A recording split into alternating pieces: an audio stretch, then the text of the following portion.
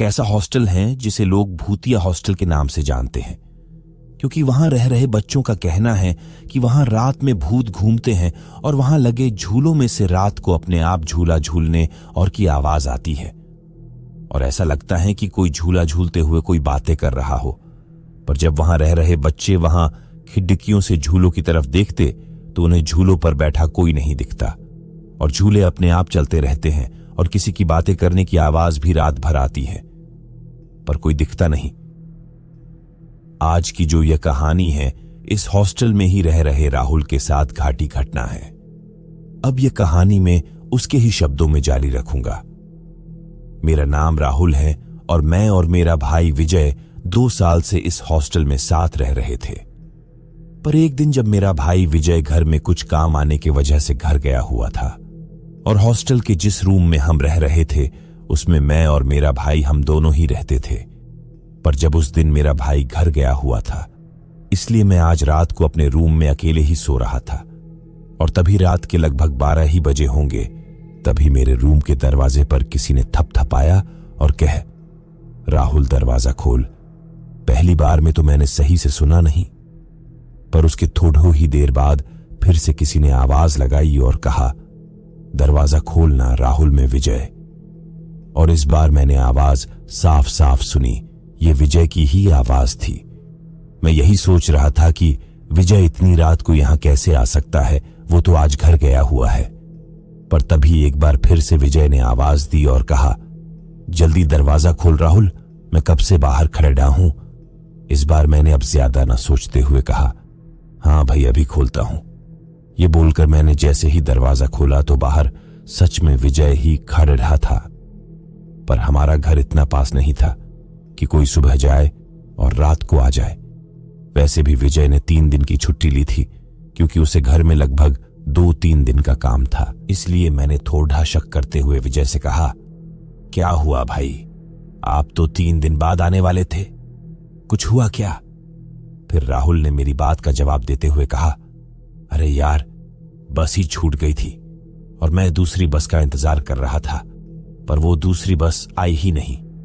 चल, अब बाकी बात कल सुबह करेंगे, मुझे बहुत नींद आ रही है। इतना बोलकर विजय अपने बिस्तर में सोने को चला गया और मैं भी फिर उसके पीछे पीछे सोने चला गया। विजय का बेड मेरे ही बेड के ऊपर था। सोते हुए अभी कुछ ही समय हुआ होगा, तभी मुझे ऐसा लगा कोई मेरे सामने खड़ा हो।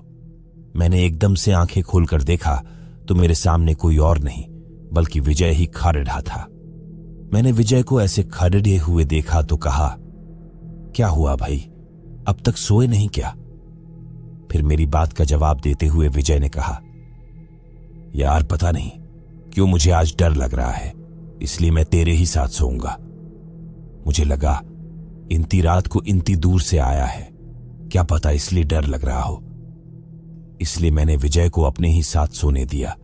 सोते हुए अभी कुछ ही देर हुई होंगी, तभी मुझे ऐसा लगा जैसे कोई मेरे गले पर हाथ फेर रहा हो। मैंने पहले तो इस पर ज्यादा ध्यान नहीं दिया, पर लगातार हाथ फेरने की वजह से मेरी नींद टूट गई और मुझे ऐसा लगा कि विजय हाथ फेर रहा है। इसलिए मैंने उसे मना करने के लिए जैसे ही उसकी ओर पलटा और जैसे ही उसकी ओर देखा तो जैसे मेरा खून जम सा गया हो और साथ ही मेरे दिल की धड़कन अपनी दुगनी रफ्तार से चलने लगी, क्योंकि मैंने देखा विजय की जगह पर एक बड़ी ही भयानक सा आदमी लेटा हुआ था, जिसका चेहरा पूरा जला हुआ था। उसका चेहरा देखते ही मेरे मुंह से एक बीढ़ी ही जोरदार चीख निकली और मेरी चीख निकलने के कुछ समय में ही पूरे कॉरिडोर की लाइट जल गई और लाइट जलते ही वो आदमी भी पता नहीं कहां गायब हो गया। और फिर उसके बाद हॉस्टल के सभी लोग मुझसे आकर पूछने लगे कि क्या हुआ। फिर उसके बाद मैंने उनको सारी बात बताई तो सबका कहना था कि मैंने कोई सपना देखा होगा और सब मुझे यही बोलकर अपने अपने रूम में सोने को चले गए। पर मुझे पूरा विश्वास था कि मैंने कोई सपना नहीं देखा था, ये मेरे साथ सच में हुआ था। फिर सबके जाने के बाद मैं फिर से अपने बेड पर आकर लेट गया, पर इतना सब होने के बाद फिर से मुझे नींद तो अब आने से थी।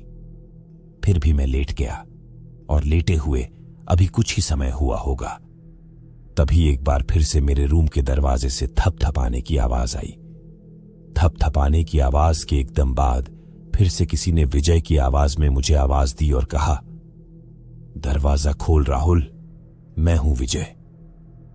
और यह आवाज सुनते ही मेरे रोंगटे खड्डे हो गए और मुझे ऐसे लगने लगा जैसे किसी ने मेरे ऊपर लाखों चींटियां छोड़ दे दी हो और वो सब चींटियां एक साथ मुझे काट रही हो, क्योंकि कोई मुझे मेरे ही भाई की आवाज में लगातार आवाज लाए जा रहा था और वो बार बार यह बोल रहा था, राहुल दरवाजा खोल, मैं तेरा भाई हूं राहुल, देख कब से मैं ठंड में खड़ रहा हूं।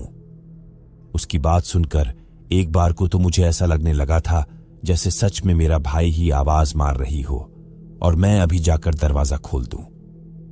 उस रात तो मुझे पूरी रात मेरे भाई विजय की आवाज आती ही रही और मैं दिन पूरी रात सो नहीं पाया।